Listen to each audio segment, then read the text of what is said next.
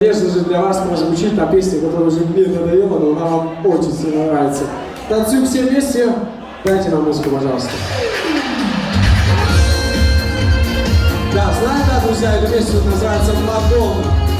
В принципе, я не знаю мероприятий, которое без этой песни обошлась в этом присутствии. Сейчас мы с Давидом сделаем. Все выходим на танец. Кристина, пожалуйста, проходите. Все. Прекрасные дамы, вас сегодня много, давайте веселиться.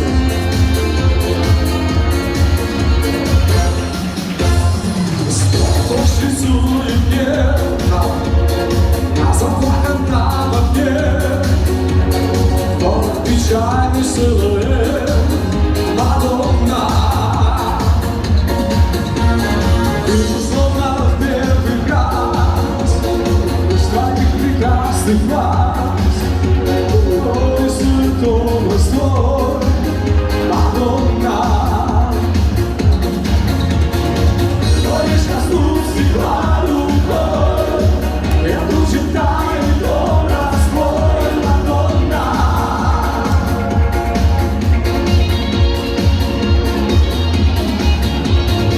Глаза закрой, но снова мне она рисует на мне печаль твою,